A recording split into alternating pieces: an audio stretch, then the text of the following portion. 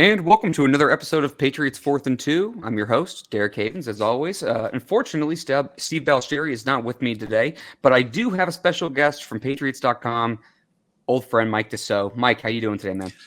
I'm doing great here. Waiting for the schedule to come out, and our schedule release video is going to come out. So hopefully everybody gets to check that out. We're excited to release that, and of course see what the other teams are doing. So I don't know. This hasn't felt like an off season this year. It just seems like we're jumping from thing to thing to thing, and it's just been relentless. So hopefully get a break next month. I don't know.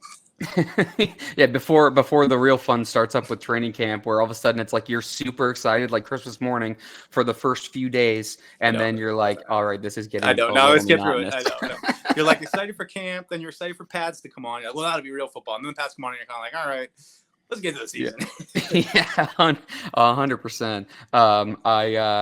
I would be I would be remiss if I didn't say hopefully Steve feels better soon. He's not feeling great, but again, so happy to have you on the show. It's good to catch up. We caught up a little bit before we started recording, and a lot, I would say. I mean, we go way back. It's way back, about man. The original Patriot blogger squad, and it's just the people that started this with nothing but passion, and here we are.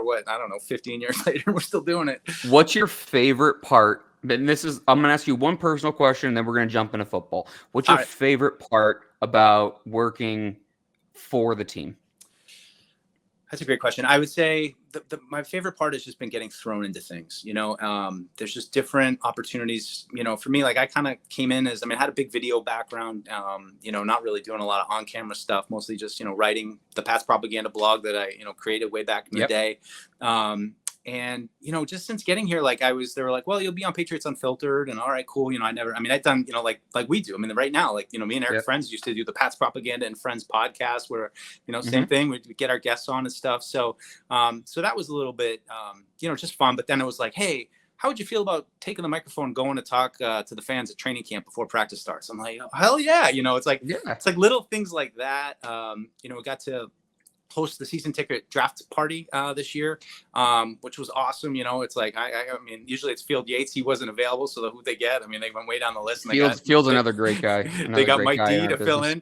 Yeah, but it's those little things, obviously getting, just to only think about football as my career is just amazing. And, at times silly when, you meet like doctors and lawyers who do great real things. And they're like, your job's so cool. And I'm like, I just watch and talk about football. I don't know, man. But it's a total blast. I've been here 5 years, and I still just every day I wake up and know how lucky I am to do this, and I still just do it for the fans, do it for who I was. The people that want the access. I know what people want to know about their team, and I still love those people. When I do this job, that's all I think about is doing the best I can for the fans and trying to give them what they want. So those will always be my people, and just continue grinding. And I knew when I started, it's like I'm going to be post Brady, post Belichick. That's going to be my thing. And here we are now. So I guess it's a little bit reinvigorating. Despite all kind of the changes that's happened. Well, I think that from your perspective, from your work perspective, I think it has to be like we are in uncharted waters right now, where you don't like. It's the same team, but it's not the same team. Even the interviews, like leading up to the draft, like are just so much different than what you've had in the past. Don't you feel like does that give you like a little bit of like, I don't know how to say this, like I guess, does that give you some kind of like weird like boost almost, like just because you're just kind of curious to see like how this new regime is going to handle things, because it changes your day. Yeah, no, absolutely. And just to start, I was the Bill Belichick hoodie guy. Love Bill. I'm such a passionate person about coaching. I love coaching. It's in my blood. It's if I were to go do one other thing, it would be coaching. So that was really cool getting to be up close with Bill. But, this is how the NFL works. All of a sudden, a new regime comes in and everything changes. And, I even remember on Patriots Unfiltered within the first few days of Gerard's hiring, it was, talking about, he's got to decide what pictures he wants to put up. And, I know people talk about slogans and, just everything that has to go into it. So, not to compare Bill to Gerard or, look, there's many ways to coach successful teams. And obviously Bill Belichick was one of the most successful coaches in sports history. And, his method works. But, it's going to be a little different. It's been nice for me over the last few years getting to know Gerard. There'll be times when everybody was in Josh McDaniels or Bill O'Brien's Zoom room for coaching, and Gerard would be there all alone, and I'd hop in, hey Gerard, and chat him up. And I mean, as everybody kind of sees, he's a very personable guy. I like kind of the touch he's brought. It's definitely different, and I think it'll be good for us as a content team. Again, going back to the fans, like I think we'll be able to bring a little bit more inside access, to the players and behind the scenes to the fans, which I think is good. But as we both know, the bottom line is that they got to win games, or else it's going to be a couple years for Gerard, and then someone else will get a chance. So I'm excited to see how it works out. I'm definitely rooting for them kind of personally. Just I really like him. I really like Elliot Wolf. I think they're good guys. They've been really great to us so far. So but it has to translate to the field, and we'll see here in a couple months how it looks. Yeah, I'll get to the draft here in a second, but I think that I told Paul, I think when I talked to him last on the last episode, I felt like they really have done a lot of really good things this offseason. We'll see if time will tell, but it seemed like for like the last couple of years, and I don't want to make it out to be like some kind of sob story as a Patriots fan, because we've had it pretty good, okay? But like for like the last couple of years, it was like, why are they doing this? Why are they not doing this? Like whether it was personnel or whatever it was. And this offseason, it's like, yeah, they absolutely should, re-sign Mike Onwenu, and yeah, they should take Drake May at 3 overall and not trade back or whatever. And it just seems like it makes sense. And again, I don't know if that's a good thing or a bad thing, but it feels like, okay, here it goes. How do you feel? As long as Stacey James isn't on the other side of the computer ready to like blow dart you in the neck, how do you feel like they've done this offseason on balance? Yeah. Well, I think under Belichick, there were a lot of times where all of a sudden you're like, what? Another strong safety? There were a lot of those kind of moves where just like it maybe didn't make sense. And sometimes they worked out, sometimes they didn't make. But oh geez, I just lost my lights. Hold on. Get a clap on. There we go. Sorry. Yeah, that was Stacey just turned the lights out on me. I was going to say, they pulled the plug on it. but I think a lot of those things did make sense. And I think, look, Mike Onwenu, Kyle Duggar, even Josh Uche to ascend, Anthony Jennings, which is kind of one of my sneaky favorite signings, just as a guy that's a Steve thing too. Yeah. That's a Steve thing too, and that's one of my biggest mistakes. I wrote him off right before he kind of turned it on, and he really did turn a corner. And I don't want to oversell him or anything, but he's a solid player in the front seven. Don't worry, I got some front seven questions for you. Yeah, all right, good. You know me. I got you. But I think all those guys. Look, I think they all have issues, right? Like, I mean, you could say, and when I don't really think he's a tackle. Like, I still think he's going to probably end up inside at guard, but, Duggar, I think he's still got some coverage issues. Uche is kind of a one-trick pass rusher that he was coming out of college, and he's good, but we saw he needs Judon. Jennings is kind of the opposite of that. We know if you mixed Uche and Jennings together, you probably would have a great player. They're doing it piecemeal. So I do think they have their warts, but as Elliot Wolf's kind of said, like, we needed to establish a culture. And I think that was one of the biggest things that's happened. And I mean, I point just to the draft misses, that to 100%. Me is how it snowballed to this point. You don't have enough talent. And even though these guys have, maybe, they're not perfect players, and really nobody is, but, I still just think it made sense. They're taking care of their guys. They're sending a message to the rest of the locker room that, look, if you play hard for us, you're successful, we're going to keep you around. And, I think going into last year, you're kind of looking at these guys like, who are they going to keep? Like, I think Duggar's probably going to walk because they've got Mapu, and Barmore's probably going to be too much money. And, I think as a fan, you couldn't really attach yourself to a lot of players. And it was just hard. I mean, we saw bits and pieces of it over the dynasty, I think, of, like, are they going to let Hightower or Collins go? Like, which one do you keep? Like, and Collins goes and comes back. So, I think it's good to establish that kind of new baseline with those guys. But again, like, to me, it's just to boil it down simply, like, they got to draft well. These draft picks have to work out. These guys from last year have to take a step forward. These guys this year, they need to play. They need to start to form that new core with the young players. So overall, I think it was, kind of just common sense what they did. But again, they got to, these guys got to play. These guys have to elevate, and they've got to just find star players that can impact games, no matter who they're going against. Yeah, I mean, I agree. I mean, I don't want to rehash the entire conversation I had with Paul, but I mean, like Bill crushed the draft when he first came in, and the reason they had that second run in the dynasty was because they killed it like 4 drafts in a row, right? Like 2010 to 2012, amazing. Gronk, and then McCourty, Hightower, Jones, it was literally incredible. I mean, and then you get into like the Dominic Easleys and the Malcolm Butlers, and you take Cole Strange, and who I don't even think is. I think he's a sneaky cut candidate to me personally, but that's kind of neither here nor there at this time. But either way, I think Bills. I'm not saying that he didn't do anything well. I thought even that when he was failing the last couple of years of the draft, he was still doing good things like drafting Mike Onwenu in the 6th round and finding good undrafted free agents. He always seemed to find diamonds in the rough somewhere, and that's a testament to him. But the early misses just catch up with you, and that's why honestly the rest of the division has finally caught up, because they've been drafting collectively pretty well the last couple of years. And it really just, for me, it always comes back to the draft. Like to me, it's like I'm a huge draft nerd. I pride myself on doing a decent job at it. I'm not quite Evan Lazar, but like I maybe a notch below that. Okay, and that's not a shot at him, of course. I think Evan is honestly really, really intelligent, and I love the way he like throws himself in it. Like he really dives into it to do the best. It's fun. So, but anyway, I'm a draft nerd too, and I just think it's so important I think that's like the lifeblood of NFL teams, and it really comes back to that more often than not. There's no question. I mean, you just made such great points that I made myself about those drafts, and like, I say to people, I'm like, well, imagine if Gronk, Edelman, and Nate Solder hadn't worked out. If those 3 guys hadn't worked out, we probably would have been in this position earlier, because they just didn't have the guy. You knew the defense was always going to be good. They'll find a Ninkovich or, something like that to be able to play. But even that, it's like, if Hightower didn't work out, you stopping Marshawn Lynch on the goal line? Are you making a strip sack of Matt Ryan? It's crazy. There's a few key star players that really make the difference in this league. And, unfortunately, they didn't have those hits as you got down to it. I mean, the N'Keal Harrys, we can talk about that, though, all that kind of stuff where you saw them trying, to do it.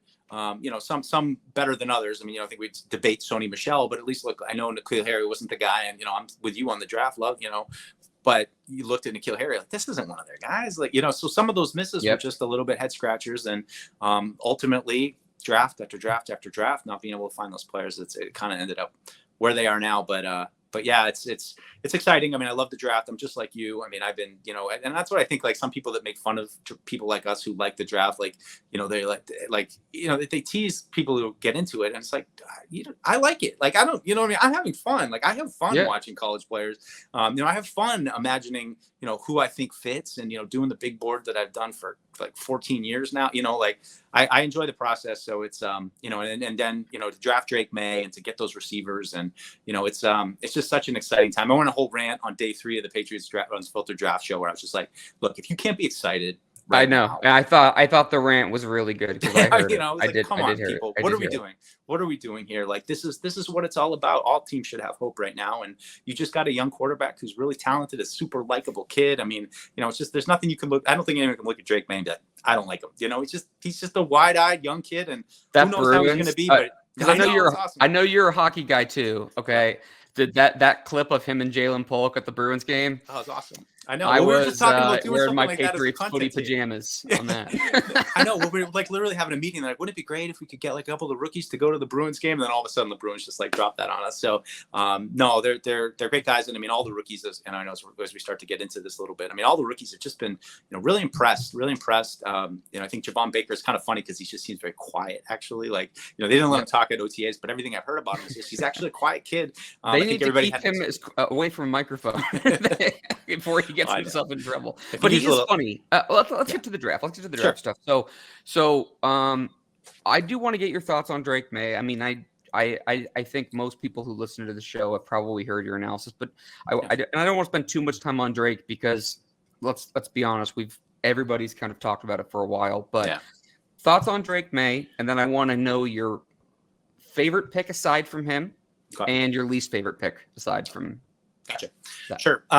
So yeah, I think, I got on the Drake train early. I mean, I think there was a certain point in, like, I don't know, late March, where I was just like, I want Drake May. That's what I want. I mean, I just, I've seen enough of coveting a Josh Allen, Justin Herbert type of just, really tall, really athletic kind of quarterback who can do it all. No guarantee that he works it out, but he's young.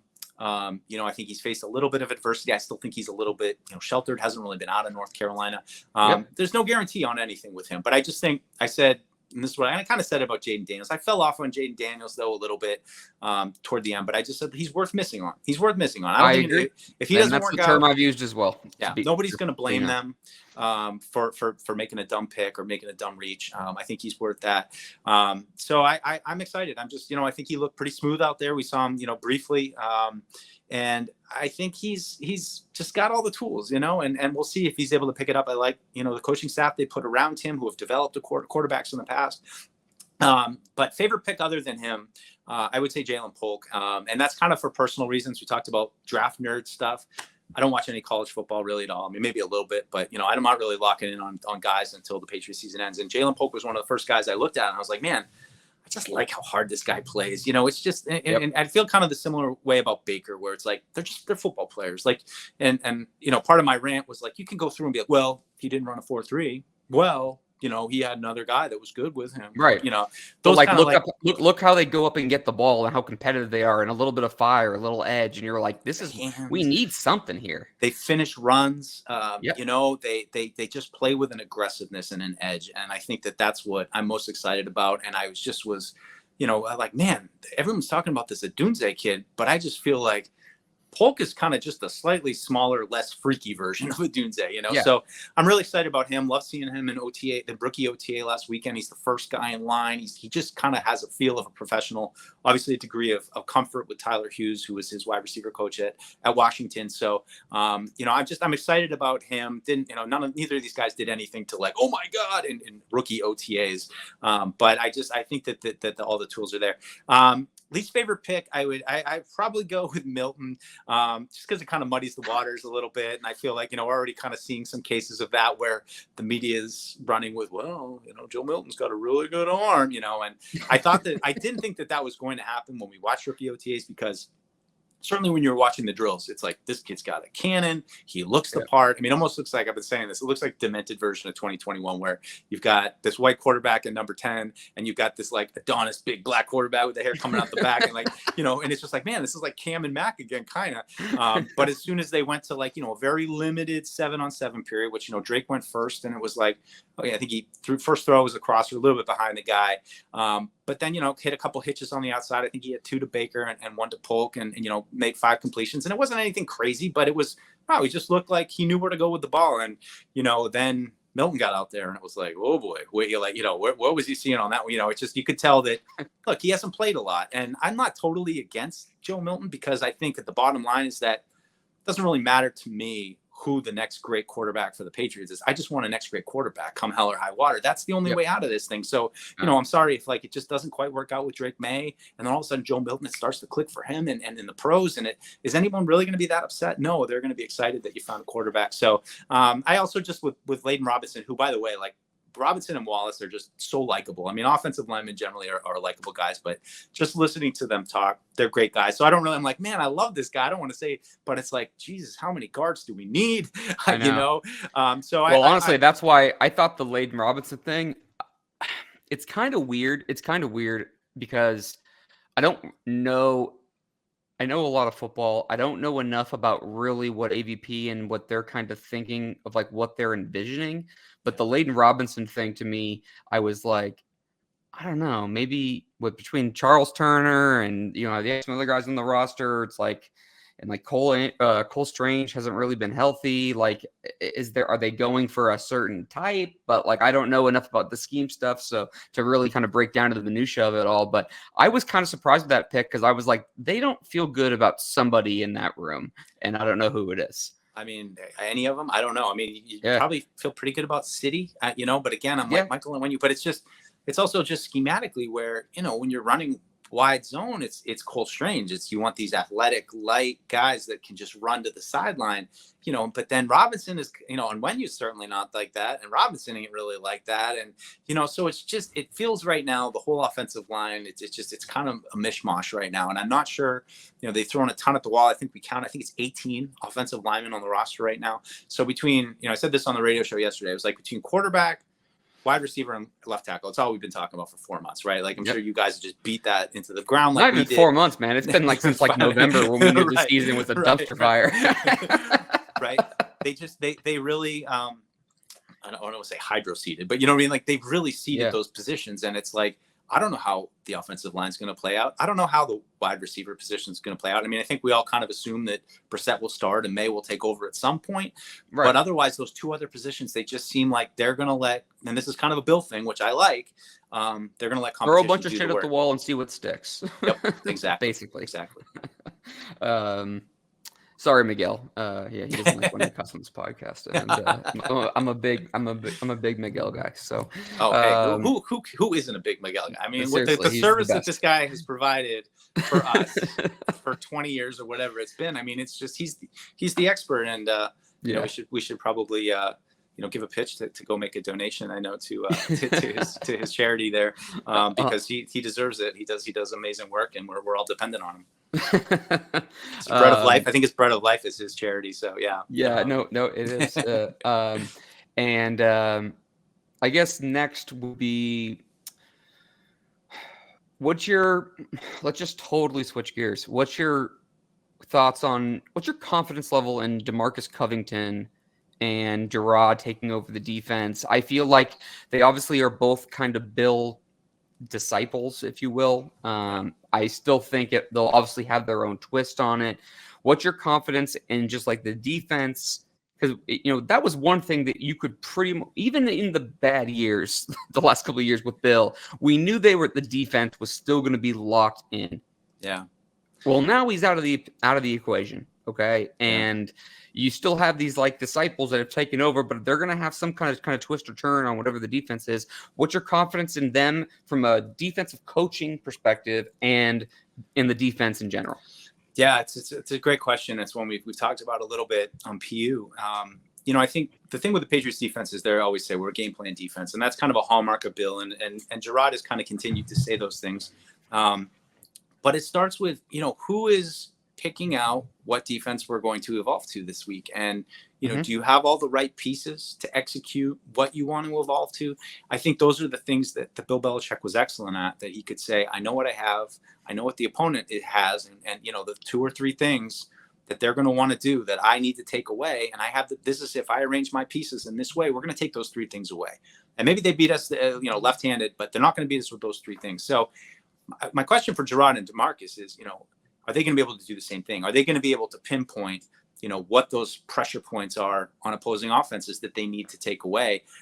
Certainly when you have talent, it helps. And I think Matthew Judon and Christian Gonzalez are 2, big pieces. But again, it's, largely the same unit. So love both those guys. Same thing with Covington. Talked to him, a few times, and certainly he, just got a good edge to him. He's coached up front. He's got that kind of personality. So I think it is a great question. Everyone, and it seems like Patriots defense over social media the last couple of days having a moment, like so Mina Kimes and a couple other people just kind of pumping up the Patriots defense. Kay Adams had a nice little rant. The other one. Yep.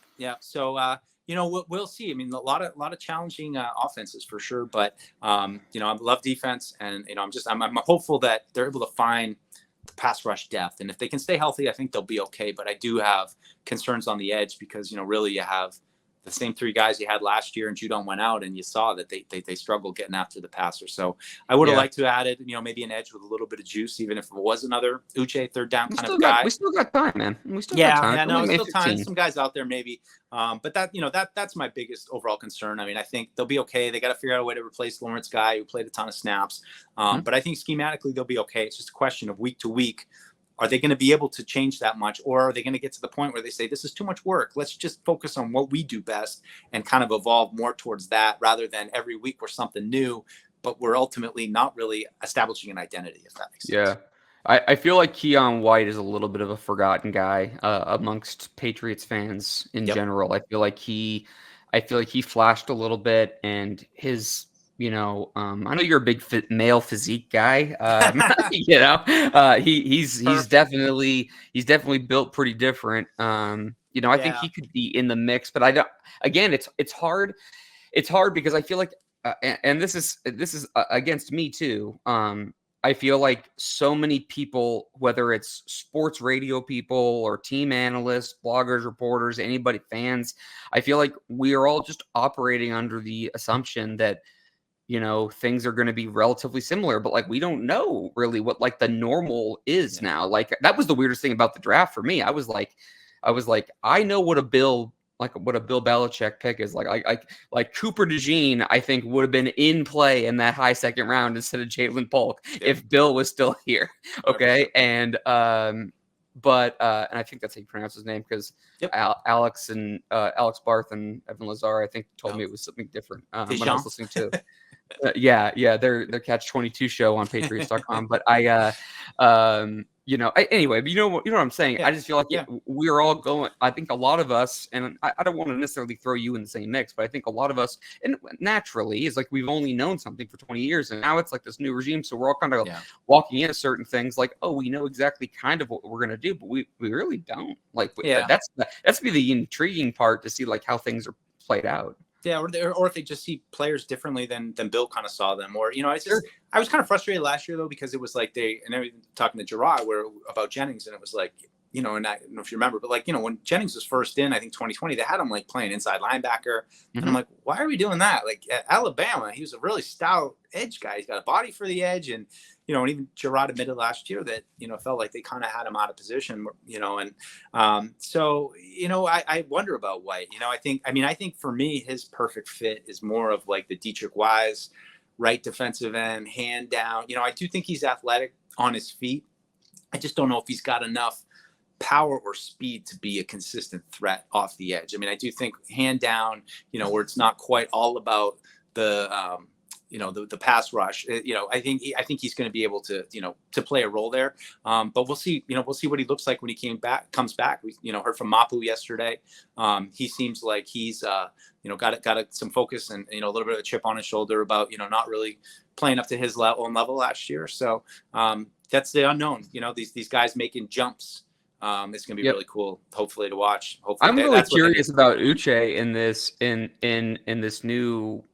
I say new defense, but I have a feeling it might be a little bit more aggressive. The defense, that's just kind of my guess. I honestly have no idea, but I feel like they could move Uche around a little bit more and just kind of take it for what he is. Like, he's not Anthony Jennings. He's not gonna like set the edge for you. He's just not gonna do that. But like, this dude can bend and can fly. So it's like, just put him in a position to like let him rover around and just gun. You know what I mean? Especially against like Kyler Murray or some of the athletic quarterbacks on the schedule. He's got some size, and I think we saw even against Josh Allen. He's got enough mobility to kind of get after those quarterbacks and enough size to take them down. So I agree with you. I'm curious how they, continue to evolve his role. Weird. He's, on a 1-year deal. Is that, are we going to see something different out of him that maybe they experiment with to see if they can find a long-term role for him? But yeah, there's, a number of guys, I think, on defense. I'd say the cornerback position is really interesting to me too, because, you have Jonathan Jones and you have Gonzalez, and after that, it's kind of a big question mark. So really important position group. I think there's another spot where, somebody's got to emerge, whether it's Isaiah Bolden, Marcellus Dial, one of those young guys, kid from last year, Alex Austin, one of those guys I feel like has to emerge. Who had a couple decent plays, just for what was it, the expectations were, I was like, okay, maybe throw him in the camp, see what happens. I thought maybe Dial would be potentially a safety, but based on stuff that I've kind of read and heard, it doesn't look like maybe that's an option. So I don't know. Actually, on him, I talked to his coach down at South Carolina, and again, my nice football game brain is blanking right now, and the coach's name was actually fairly famous, but we can go back and you can edit me in saying coach. There, Beamer, sorry, Shane Beamer.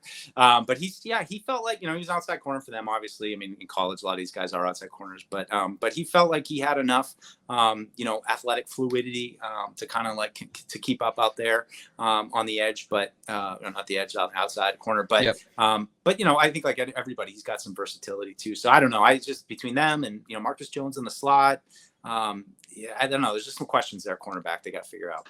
Yeah, no, I totally agree. If we circle back, and we'll wrap this up here soon, but I won't take up too much of your time, even though I know you told me you got some, but I still don't want to take up too much of your time. Okay.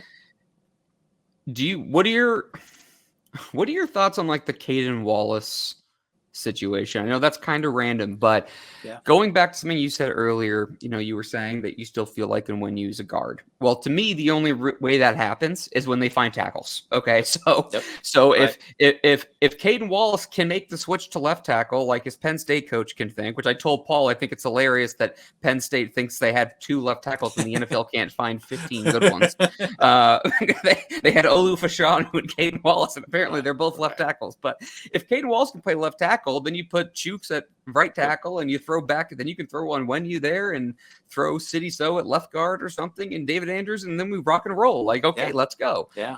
I don't see how Onwenu goes to the guard position again until they can figure out that left tackle, which, by the way, is my if I'm a betting man, and I am, my early 2025 NFL draft Patriots pick will be left tackle. I think that is a lock as of now.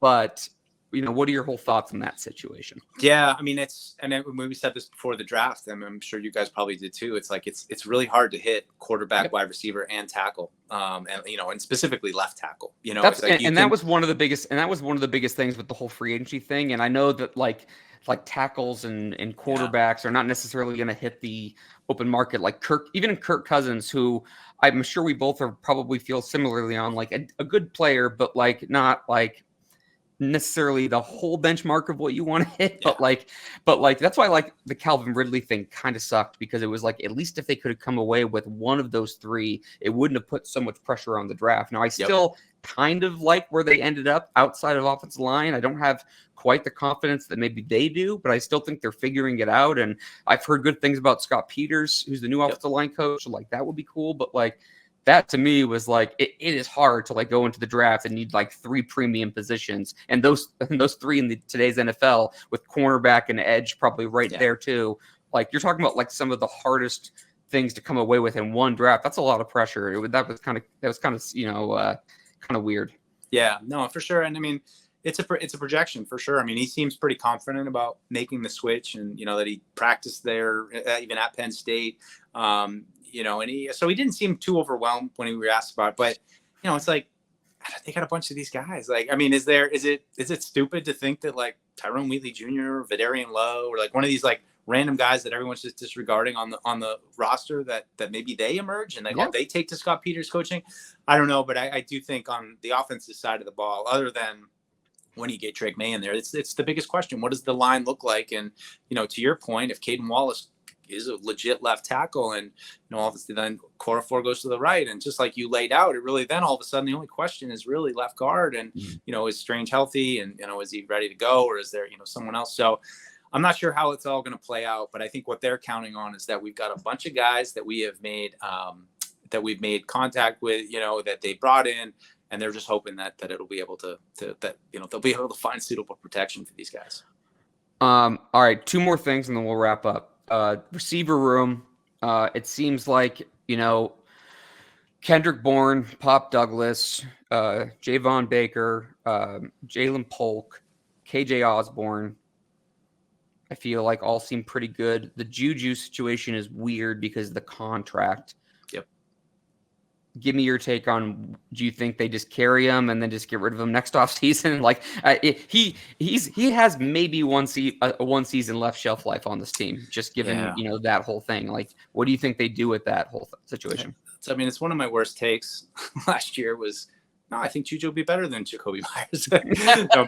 Both me and Lazar, we were walking that one back. I mean, we were dead wrong on that one, and it's just disappointing. I'm still pissed about the Myers thing simply because he went on Felger and Maz on Radio Row during the Super Bowl and said that it was a $1 million difference, and I'm like, I know that's a lot of money to a lot of people.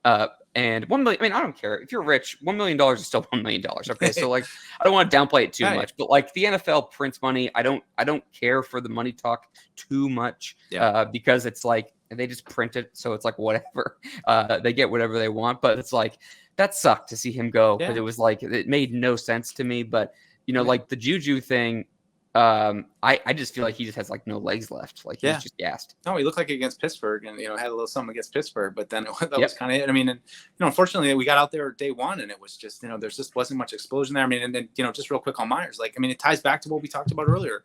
not drafting, not developing, not Yep. retaining. I mean, he's, prime example. When you have an offense last year that averaged 14 points, like, it's just, I mean, they struggled. They struggled to draft receivers like basically Bill's entire career. I mean, they stumbled into Julian Edelman. They still identified him and they still developed him. So I won't take credit away, but like, let's not forget about the Josh Boyces and the Brandon Tates and Malcolm Mitchell still kind of that's not fair to them.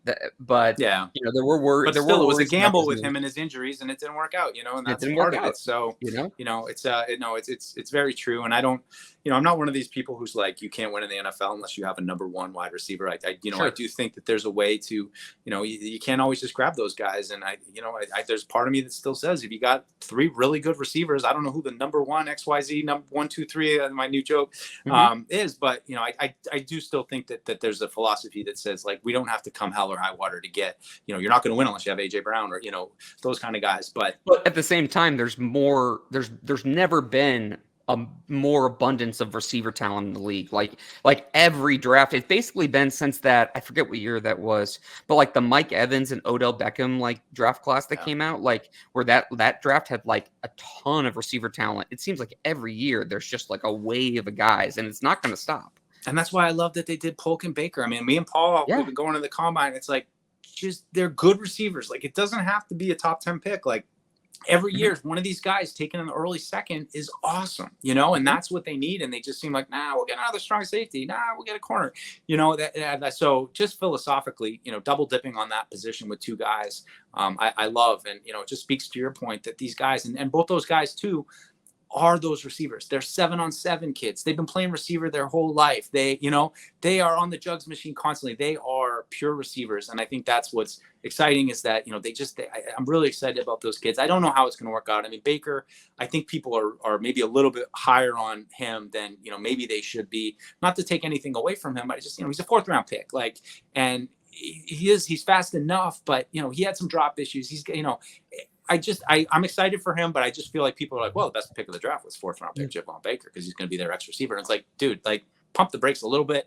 I mean, he's good. I like him, but let's let him develop. Let's give him a chance. But going back to your question, wide receiver, it's a bloodbath. I mean, what's Juju Smith-Schuster's? Oh, there go the lights again. Stacey, you got me again. Hold on. So last show we had Paul. So last show we had Paul's internet go out like 4 times. I'm in the motion. And now we have your lights going out. Right. Do I have to Venmo Fred Kurth right now to pay the electric bill? I know they're all on motion lights, I guess. So as soon as I don't I stand completely still for long enough, they go out. But I what's Tyquan Thornton thinking? I mean, he's going to be up against. I didn't even.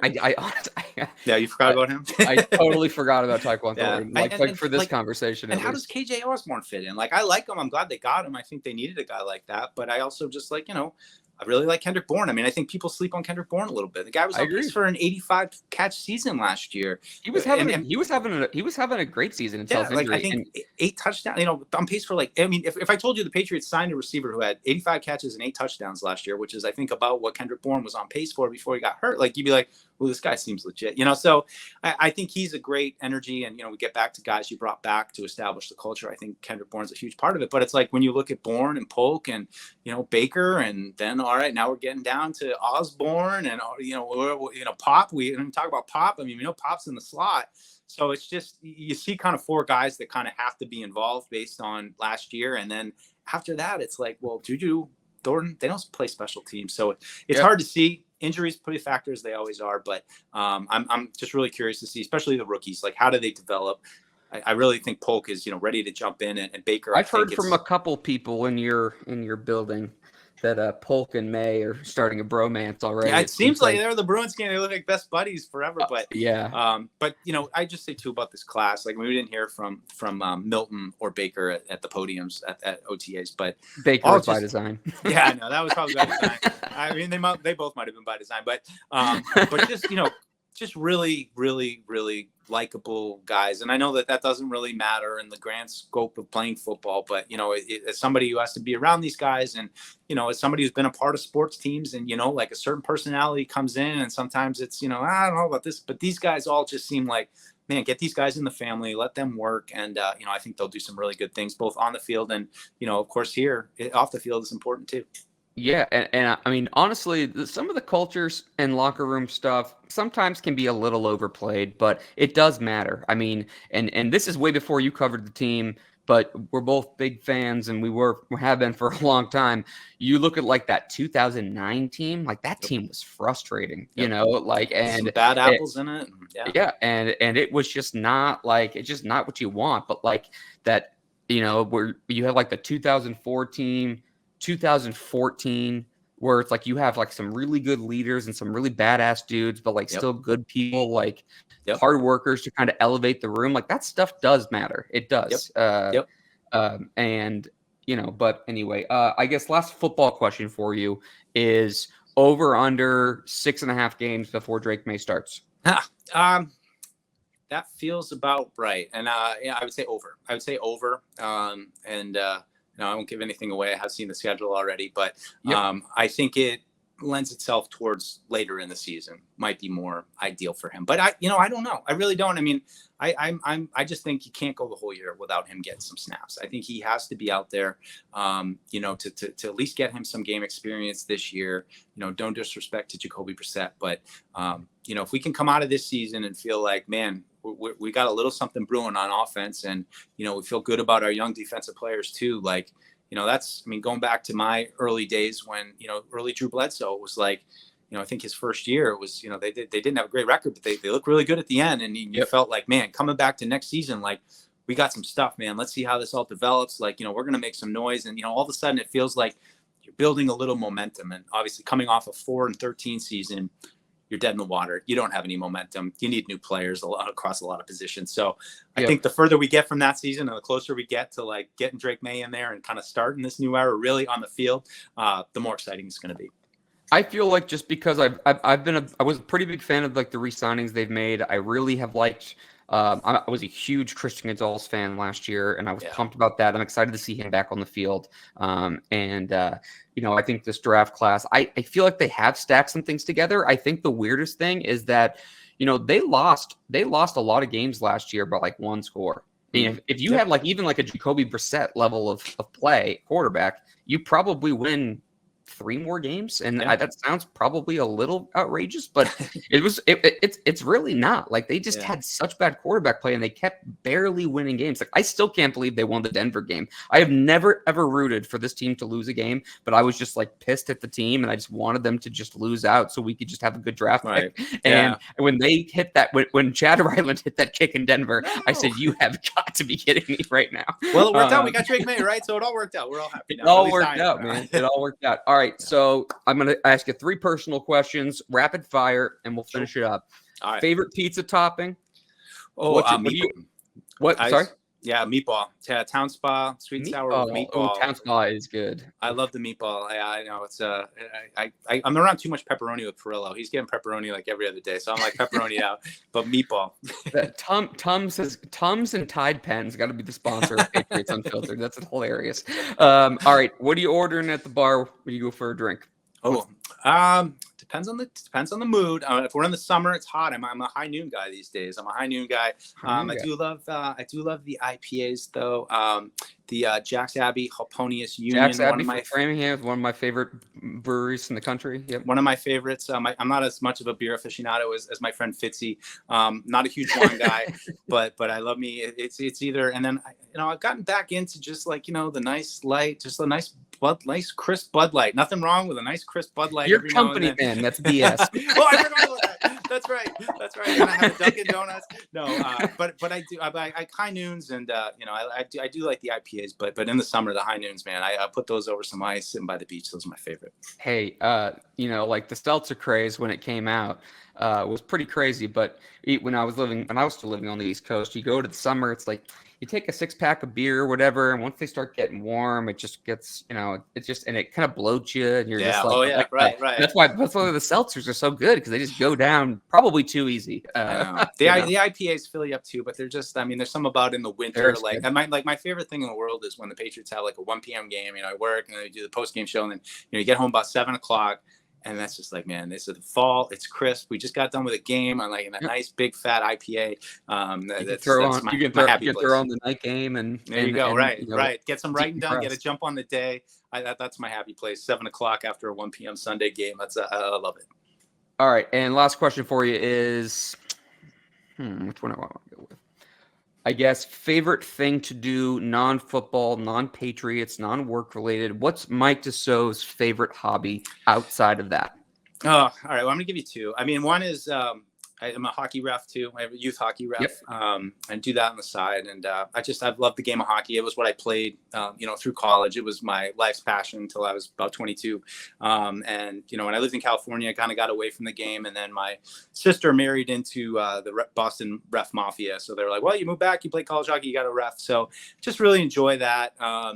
Just being around the game, seeing young kids come up that are good and talented. And, and I especially love girls hockey. I think it's such a wonderful sport for females, teach them creativity, toughness. And, girls, I feel like they play the game the right way. The boys, sometimes they get crazy with the sticks, but the girls, they play hard, they play tough, but they have fun. And I really love it. But the second thing I got to say is just like watching my kids play sports, I don't need to live through them. I'm not a yeller. I don't really say anything. Parents are yell, but it's truly awesome to see my kids learning lessons that I learned. And, I told them, I'm like, look, the best part about playing sports is learning how to lose. Like that's what life is about. It's not about winning championships. Like winning's easy. It's losing easy. And it's great to get rewarded for your hard work. But I just think one of those hardest life lessons to learn is that you can work your ass off and put everything you have into something and still fall short. And I think that's what, you learn from sports and, not just those lessons, but the teammates and, remembering the practices and going through all that stuff. So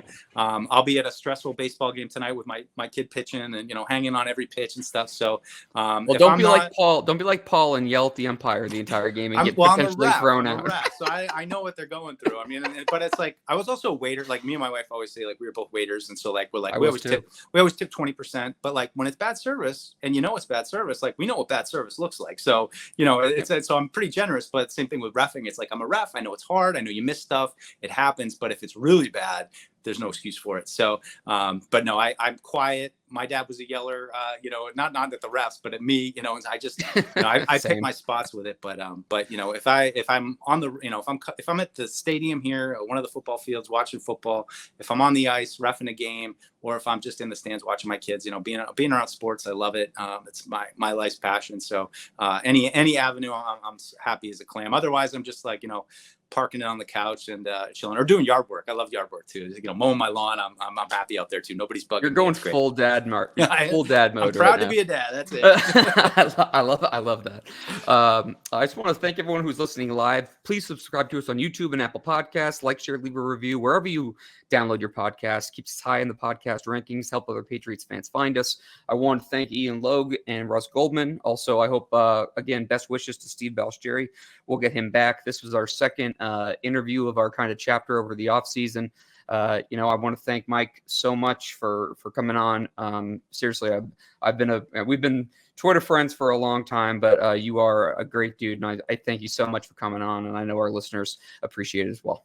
Yeah, no, I appreciate the support. It's like I said, it's like, we're all like a fraternity of guys that got into this when the internet was new and social media was new, and it was just all of a sudden a level playing field. And, it's just, it speaks to the, the passion that we all have for the team and for the sport. And, it's awesome just, getting to meet people out there who are, share that passion. It's awesome. So anytime, always happy. You and Steve, you guys are family. So it's the best. I appreciate it, man. Well, thanks everyone for listening. We will catch you guys later this week. We're starting our draft profile series, kind of going into each player individually and kind of dissecting them a little bit differently than we've done in the past. And we'll continue our interview series next week with another great guest, but we will see you guys next week. Thanks.